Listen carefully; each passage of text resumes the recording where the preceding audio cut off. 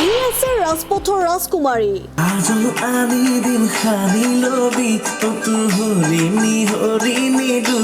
ৰাজতিলক থিয়েটাৰৰ 2024-25 নাট্যবৰ্ষৰ প্ৰস্তুতি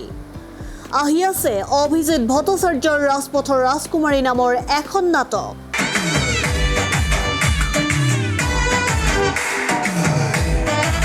নাটকখনৰ এটি গীত কাজল আনিদি মুকলি লগতে মুকলি নাটকখনৰ পোষ্টাৰ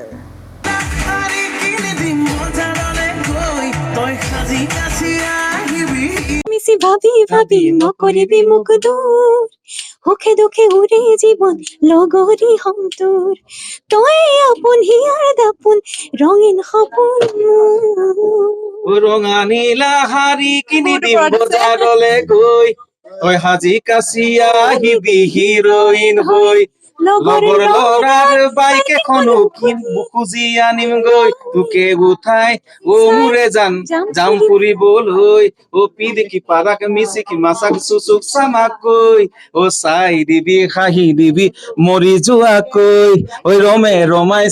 চমাই দেহে মনে ঐ ৰোমেন্টিক গীত বাজিছে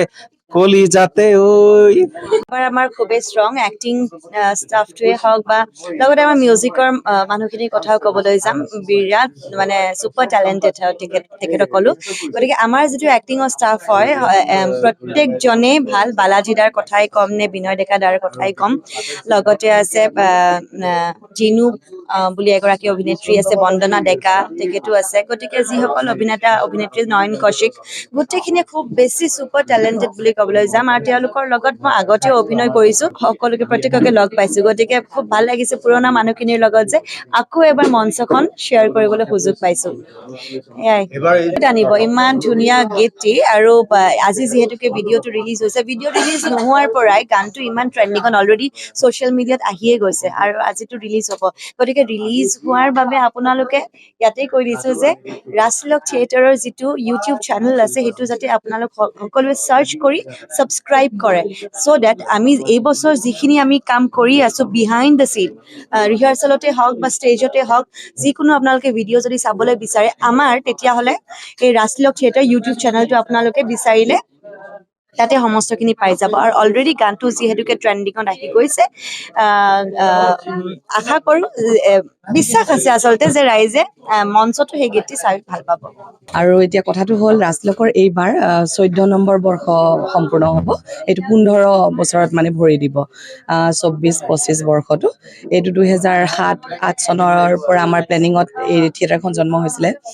তেতিয়া ৰাজতিলকখন খুব আদৰেৰে আমি বহুত বেছি অভিজ্ঞতা নথকাকৈ কৰিছিলোঁ তো তেতিয়াৰ পৰা ভগৱানৰ কৃপাত আমি এটা কথা সদায় গুৰুত্ব দিছিলোঁ ৰাজতিলকৰ নাটক কেইখন যাতে সুস্থ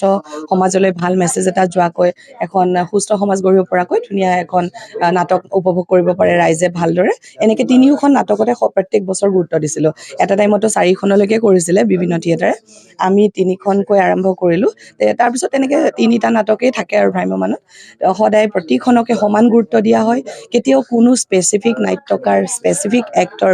স্পেচিফিক গান এই ধৰণৰকে আগবঢ়াই দিম বুলি আমাৰ প্লেন নাথাকে 3খন নাটক সমানে যাতে ৰাইজে আঁকোৱালি লয় কিন্তু কেতিয়াবা কি হয় সেইটো কৰিবলৈ যাওঁতে এখন দুখনৰ জনপ্ৰিয়তা অলপ কম থাকে আৰু এখন দুখন খুব ভাল হৈ যায় আৰু এনেকে ভগৱানৰ কৃপাত নটৰাজৰ কৃপাত প্ৰত্যেক বছৰ আমি এখন দুখনকৈ অন্তত ভাল নাটক ৰাইজৰ মাজলৈ বঢ়াই দিবলৈ সক্ষম হৈছো এইটো ৰাণীত আছে ৰাণীতেই আমাৰ আখৰা গৃহ পাৰ্মানেণ্টলি কিমান দিন হ'ল আখৰা কৰিব আপোনাৰ আৰম্ভ হৈছে জুলাই মাহৰ 8 তাৰিখৰ পৰা গতিকে এইখিনি চলি আছে আৰু 18 আগষ্ট আমি প্লেন কৰিছো 18 আগষ্ট ধন্যবাদ এণ্টাৰটেইনমেণ্ট ডেস্ক N24 আছাম